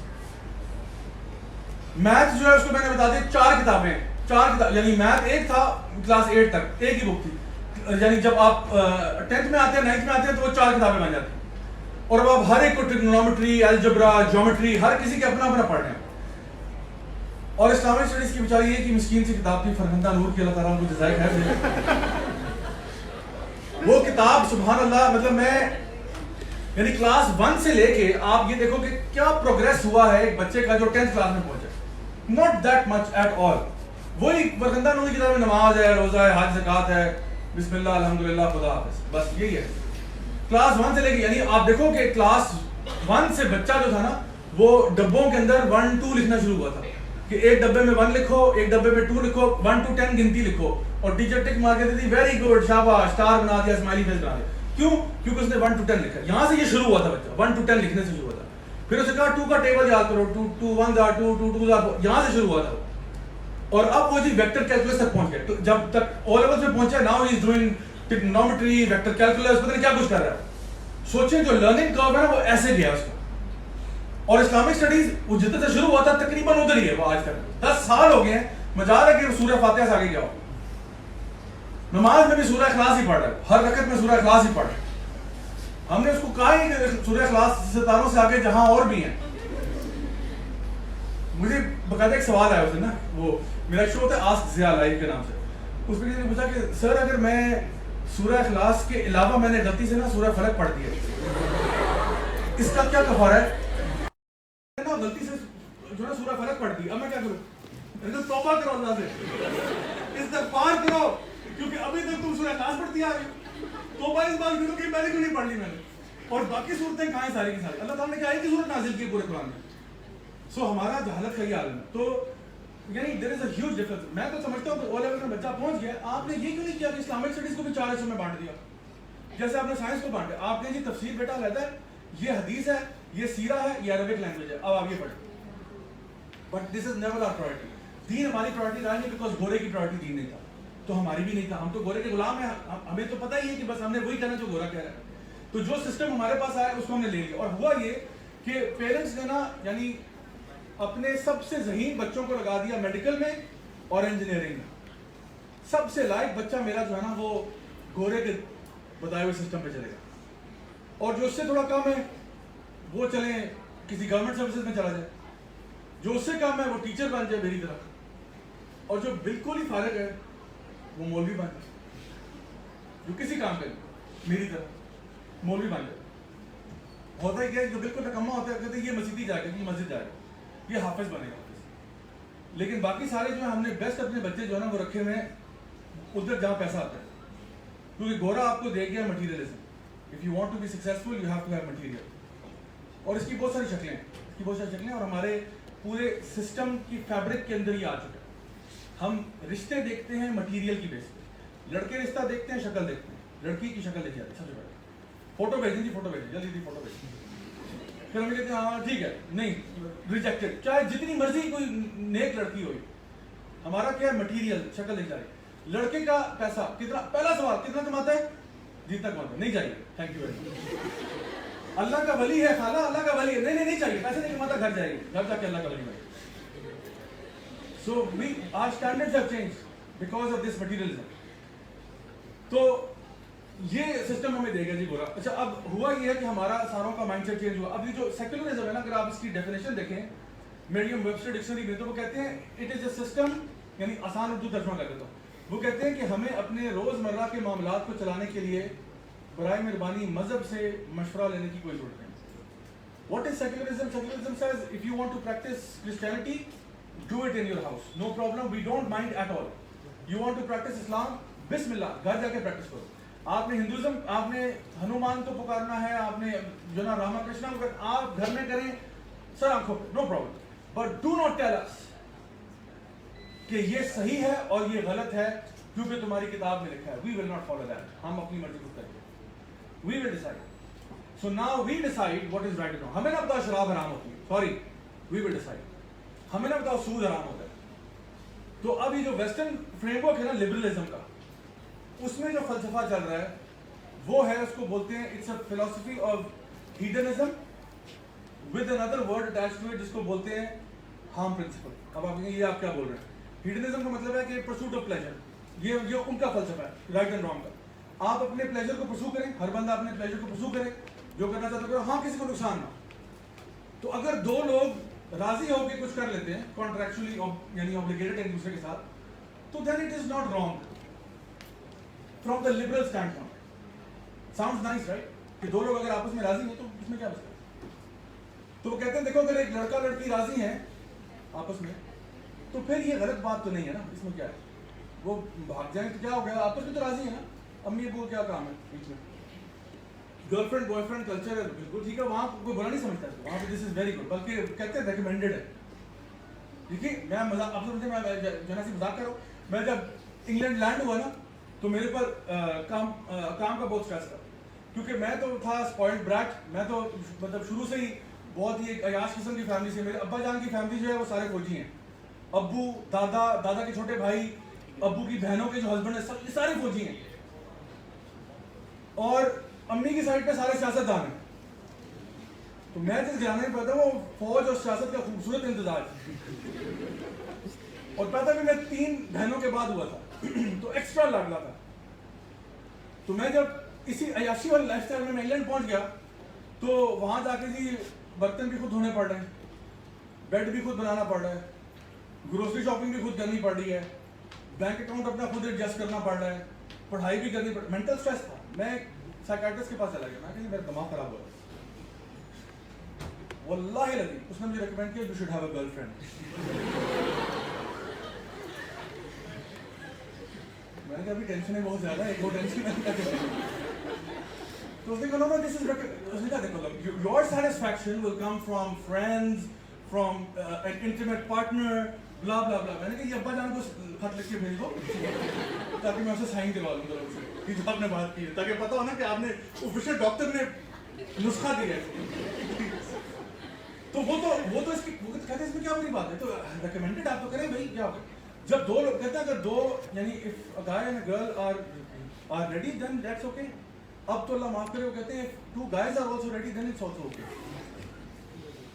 yes یہ LGBT جو چل رہا ہے پورا فتویٰ یہ کیا ہے, کہتے ہیں اگر 2 بندے بھی راضی ہیں تو کیا مسئلہ ہے. 2 لوگ راضی ہیں, ایک جو ہے وہ سود دے رہا ہے ایک لے رہا ہے, تو کیا بڑی بات ہے اس میں, آپ کو تھوڑی کچھ کہتے ہیں, they're not harming anyone right, آپس میں کر رہے ہیں بھی کیا ہو رہا ہے. ایک شراب پی رہا ہے ایک پلا رہا ہے, کیا مسئلہ ہے. ایک خنزیر کا گوشت پکا رہا ہے ایک کھا رہا ہے, کیا مسئلہ ہے. تو کنسنٹ کے ساتھ ایک کوئی عورت ہے جو کہ جسم فروش ہے, وہ کانٹریکچوئل اگریمنٹ اصلی سے بنے, پیسے پیمنٹ ہو رہی ہے, تو اس میں کیا پرابلم ہے. There is no problem, it's a contract, دونوں رضامندی سے. ہاں ریپ نہیں کرو کسی کا, وہ غلط بات, this is now their world view. تو وہ کہتے ہیں بھائی ہم اپنا سسٹم چلائیں گے ہمارے طریقے سے, اور یہی سسٹم ان کا چل رہا ہے اس وقت. تو جب آپ کہتے ہیں کہ یہاں پہ یہ ہوگا وہ ہوگا, وہ کہتے ہیں ہر بندہ آزاد ہے جو مرضی کرے ہو. سو یہ سسٹم جو ہے نا, یہ جو سسٹم انہوں نے پلیس میں ڈال دیا, یہ بیسکلی اسلام کی پوری روح کے خلاف, جہاں پہ ہم کہتے ہیں کہ اللہ تعالیٰ فرماتے ہیں سورہ ذاریات میں وما خلقت الجن والانس الا لیعبدون, کہ اللہ تعالیٰ نے جنوں اور انسانوں کو کسی مقصد کے لیے پیدا نہیں کیا سوائے اس کے کہ وہ اللہ کی بندگی کرے, اپنی نفس کی بندگی نہ کرے. بلکہ اللہ تعالیٰ فرماتے ہیں کیا تم نے اس کو دیکھا جو اپنے نفس کو اپنا خدا بنا لیا, اس نے اپنے نفس کو, اپنی ہوا کو, اپنی شہوت کو خدا بنایا, اس نے جو اس کی مرضی ہوتی ہے وہ کرتا. ابھی تو نعرہ ہے میرا جسم میری مرضی, یہ تو میں کسی مرد کو بھی ریکمینڈ نہیں کروں گا تم یہ کہو, نہ جسم تمہارا ہے نہ مرضی تمہاری ہے. جسم بھی تجھے تیرے رب نے دیا ہے, اور جب رب چاہے گا اٹھا لے گا تجھے یہاں سے, اور نہ مرضی تیری چلے گی, وہ ہوگا جو اللہ کی مرضی ہوگی. تو ہمارا یہ جو سسٹم انہوں نے پلیس کر دیا نا, اور ہمیں اس چیز پہ ڈال دیا کہ دین اور یہ سب کچھ جو ہے نا یہ بیکورڈ چیزیں, حالانکہ سب سے زیادہ فارورڈ تھنکنگ ہمارا دین ہی ہے, جو آپ کو نہ صرف دنیا بلکہ آخرت کی فکر ڈال رہا ہے. وہ اتنا فارورڈ تھنکنگ ہے کہ آپ یہ سوچو کہ مرنے کے بعد کیا ہوگا تمہارے ساتھ, یہ سوچو کہ تم دنیا میں کیا چھوڑ کے جا رہے ہو, صدقہ جاریہ کیا چھوڑ رہے ہو, what will happen to you after you have passed away from this world, what legacy have you left behind, think about that. So صورتحال اب یہ ہے کہ آج پاکستان میں رہتے ہوئے, پاکستان کا مطلب کیا, لا الہ الا اللہ, اور میرا تعلق اسلام آباد سے, ابھی یہاں پہ لیکچر دے کے میں نے اس کے بعد آج شام کی میری فلائٹ ہے واپس اسلام آباد. اسلام آباد میں رہنے والا ایک شخص اگر آج اپنے ماں باپ کے پاس جاتا ہے اور یہ کہتا ہے کہ ابو میں نے بہت زندگی یہ سیکولر سائنسز پڑھ لی ہیں, اب میں چاہتا ہوں کہ میں بجائے یونیورس کو اور ورلڈ کو اور باڈی کو پڑھنے کے, میں چاہتا ہوں کہ میں اللہ کو پڑھوں, میں روح کو پڑھوں, اور میں آخرت کو پڑھوں. تو اگر ابا جان کو ہارٹ اٹیک نہیں ہوگا تو ہارٹ اٹیک سے کم بھی نہیں ہوگا. یہ بات سمجھے, کیا ہو گیا, مولوی بننے جا رہے ہو, پاگل تو نہیں ہو گئے, ایسے ہی خیال ہے نا, پاگل, دماغ خراب ہو گیا, کس کے اندر چڑھے ہو, برین واش ہو گئے. اب میں کبھی کبھار نا میں اپنے پیرنٹس کے بارے میں سوچتا ہوں, مجھے ترس آتا ہے, کیونکہ میں نے ایسا ہی بم مارا تھا ان کا. میں انگلینڈ گیا بیچلرس کرنے کے لیے کمپیوٹر سائنس میں, امیزنگ ڈسٹنکشنز لے کے باہر آیا. اس کے بعد آسٹریلیا گیا, وہاں سے ماسٹرز کیا انفارمیشن ٹیکنالوجی اینڈ مینجمنٹ میں. اس کے بعد کئی سال ملٹی نیشنل کمپنیز کے ساتھ کام کرتا رہا, ٹاپ ملٹی نیشنل کے ساتھ, اور ریڈیکولس اماؤنٹس آف سیلری کماتا رہا. مجھے لوگ کبھی ہائر کرنے کی اٹیمپٹ بھی کرتے تھے نا, کیونکہ میں جب دبئی میں تھا تو چونکہ میں اتنے ہائی فائی کمپنی کے ساتھ کام کرتا تھا کہ مجھے نا لیفٹ رائٹ سے آفرز آتی تھی کہ how would you like to work for us. تو میرا جواب پتہ کیا تھا, یو کی ناٹ افورڈ می. ایک دفعہ ایک بہت بڑی کمپنی کے جو سینئر مارکیٹنگ ایگزیکٹو تھا نا, اس کے ساتھ میں بیٹھا تھا اسٹاربکس میں, کافی پی رہے تھے. تو کہتا ہے کہ Raja let's be honest, how would you like to work for me. اب میں نے سوچا یو کینٹ افورڈ می. کہتا ہے ٹرائی می. میں نے کہا کیا ایک نیپکن پڑا تو وہ لیا, پین نکالا, اس میں میں نے اماؤنٹ لکھا, پاس کیا اس کو. کہتا ہے yep you right I can't afford you. کیونکہ جو میرا باس تھا نا, اس کو پتا تھا کہ جس پوزیشن پہ میں ہوں نا, مجھے لیفٹ رائٹ سے آفر آئیں گے. اس نے کہا تجھے پہلے اتنی سیلری دوں گا, اگلے تیری سیلری سن کے پاگل ہو جائیں گے, یار یہ تو ہم اپنے سی ای او کو نہیں دیتے, تمہیں کہاں سے مل رہی, اور اتنا ہم افورڈ نہیں کر سکتے. سو ہی نیو جس پوزیشن میں. یہ جاب چھوڑ کے میں پاکستان واپس آتا ہوں اور اپنے ابا جان کو کہتا ہوں ابو میں نے مولوی بننا. تو میرے ابو نے کہا بیٹا کیا ہو گیا بھائی, اتنی سارے کریئر کو لات مار دی, ناشکری کر رہے ہو تم, کریئر کو لات. میں نے کہا میں لات نہیں مار رہا, میں اتنا عرصہ میں نے سیکولر سائنسز پڑھی, اب میں چاہتا ہوں کہ میں تھوڑا سا دین بھی پڑھوں. اتنا عرصہ لگا دیا نا اس انڈسٹری میں, ٹھیک ہے کما بھی لیا, بہت ہو گیا, میں تو اس معاملے میں زیرو ہوں, مجھے کچھ بھی نہیں پتا. I want to learn. خیر نہیں, ابو کے ساتھ ڈسکشن ہوئی آگے پیچھے. تو حلیہ میں نے اس ٹائم پہ, یہ میری داڑھی تھی, نماز والی ٹوپی پہنی تھی, شلوار کی پہن کے واپس آیا. تو ابو نے کہا بیٹا یہ حلیہ تم نے کیا بنایا. میں نے کہا ابو I am trying to follow the sunnah of the Prophet صلی اللہ علیہ وسلم, the best man to have walked the face of this earth. تو میں نے کہا جب میں ٹام کروز کی سنت پہ تھا تب تو آپ نے بڑا اپریشیٹ کیا, جب میں بریڈ پٹ کی سنت پہ تھا تو آپ نے بڑا اپریشیٹ کیا, اب میں جب نبی کی سنت پہ آ رہا ہوں, is there a problem? تو نے کہا نہیں بیٹا, now that you put it like this I don't have a problem. بس بم شم نہ پھاڑ دینے جائیں گے, کیونکہ سب سے بڑا ڈر ہی ہوگا, یہ بھی کہے گا ابو اچھا ماننا تو مانے والا, تکبیر اللہ اکبر. تو وہ ابو نے کہا ٹھیک ہے چل خیر نہیں. ابو میرے آرمی آفیسر ہیں, بڑے لاجیکل آدمی, بڑے لاجیکل آدمی. اچھا پھر میں امی کے پاس گیا. امی میری جو ہے نا بہت ایموشنل ہے, بہت زیادہ, آپ کو بھی پتا ہوگا, آپ کو تو بہت ایموشنل ہے, اور 5 وقت کی نہیں 6 وقت کی نماز نہیں, 5 وقت تو پڑھتی ہے, تہجد بھی کتنے سالوں سے پڑھی, لیکن اس کے باوجود ہمارے گھر میں جو اسلام ہے نا وہ 50-50 ہے. 50-50 اسلام سمجھتے ہیں آپ, وہ ایسا ہوتا ہے کہ آپ کہتے ہو کہ آج رات ناچ گانا ہوگا عشاء کی نماز کے بعد. یہ والا اسلام ہے. تو یہ والا اسلام چلتا ہے, ٹھیک ہے. تو مہندی کے فنکشنوں پہ ہم ڈانس کرتے ہیں, اور شاہ رخ خان کے گانے اور رتک روشن کے ویڈیو چلتے ہیں, آج جی آپ کاپی کرو, اسٹیپس کاپی کرو, سارے ناچ رہے ہیں. اسی کے بعد اذان ہوگی, چلو جی سر پہ دوپٹے کر لو, پھر جیسے اذان ختم ہوئی چلو جی لیٹس ڈانس, اور وہ سارے. تو یہ میں نے اپنی زندگی میں دیکھا, ٹھیک ہے. اچھا اب خیر میں امی کے پاس گیا, امی نے میری حالت دیکھی, یہ نماز والی ٹوپی داڑھی. امی نے کہا بیٹا یہ what the hell is this. میں نے کہا امی کو کیا ہو گیا. کہتی you look abnormal. میں نے کہا امی پلیز ڈیفائن abnormal. اچھا امی hates it when you get technical with it. hates it. میں نے کہا امی پلیز ڈیفائن abnormal. میں نے کہا بیٹا مطلب یہ سارے لوگ جو ہیں وہ نارمل اور تم abnormal لگ رہے ہو. تو میں نے کہا امی اگر دیکھیں میں اس حلیے کے ساتھ اگر میں مائمی بیچ پہ چل کر رہا ہوں کیسا لگوں گا. کہتی ہے پاگل لگو گے, abnormal لگو گے. میں نے کہا اچھا اسی حلیے کے ساتھ میں اگر کعبہ کا طواف کر رہا ہوں لبیک اللہم لبیک کیسا لگوں گا. کہتی ہاں پھر ٹھیک ہے. میں نے کہا آپ مجھے کہاں دیکھنا چاہتی ہیں, مائمی بیچ پہ یا کعبہ کے پاس. کہتی ہے بیٹا اب پتہ نہ پھنس گئی ہے. کہتی ہے بیٹا تمہاری باتیں میری سمجھ میں نہیں آتی, اللہ تمہیں ہدایت دے بس. میں نے کہا آمین آمین, اللہ مجھے ہدایت دے, اللہ مجھے قائم رکھے. ماں کی دعا لگتی ہے, میں آپ کو بتاؤں ماں کی دعا لگتی ہے. تو اچھا اس کے بعد کیا ہو کہ میں الحمدللہ ابھی صورتحال یہ کہ میں نے نا 2 سال اپنے پیرنٹس کو بہت کرتے ہوئے دیکھا کیونکہ میرے چینج کی وجہ سے, لیکن پھر الحمدللہ they came around and then ابھی سچویشن یہ ہے کہ my father and my mother both are my biggest fans, my biggest fan. اتنا سپورٹ کرتے ہیں. میں نے آج سے کچھ سال پہلے نا امی کو اسمارٹ فون لے دیا. میری امی کا ٹیکنالوجی سے دور دور تک کوئی تعلق واسطہ نہیں. تو میری 2 بہنیں انگلینڈ میں ہوتی ہیں, شادی ان کی ادھر ہی ہوئی ہے. تو میں نے کہا امی آپ چھوڑیں پڑے, یہ لینڈ لائن پہ کالیں کرنا اتنا بل بھی آتا ہے, آپ اسمارٹ فون پہ آئیں, واٹس ایپ پہ کال کریں, فیس ٹائم کریں, ویڈیو دیکھیں, فون سے آگے بڑھیں, بچوں سے ملے بات کریں. وہ میں کہتے چھوڑو بیٹا یہ مجھے پتہ نہیں کیا تمہارا یہ فیس بک پر پتہ نہیں یہ اور یہ. میں نے کہا آپ ایک دفعہ کریں تو صحیح نا, پھر دیکھتے ہیں. میں نے کہا اسمارٹ فون لا دیا, امی کو بتا کہ یہ سوائپ ہوتا ہے اور یہ پنچ زوم ہوتا ہے ساتھ. 1 महीने के अंदर अंदर अम्मी जो है ना वो चीटी बन गई है। अच्छा, उसके बाद अम्मी जो है ना व्हाट्सएप पे ऐसी एडिक्ट हुई है कि अब सूरत हाल ये है कि मुझे कोई अगर ऐड करे ना व्हाट्सएप पे, लोग खामखा कभी कभार ऐड कर देते हैं, ग्रुप्स बनाते हैं लोग ऐसी तबर्रुक के लिए डाल देते हैं कि सर आपको ऐड कर रहे हैं, हालांकि उसमें ऊट पटांग लतीफे भी शेयर हो रहे हैं। मैं कहता यार मुझे क्यों रखा हुआ है, मुझे इधर ही सिर्फ वैसे रखा था कि कभी कभी कभार मैंने इसका नहीं करा, मुझे मुझे मुझे आस बाहर निकाल। अच्छा, तो मैं एग्जिट कर लेता हूँ ग्रुप वगैरह।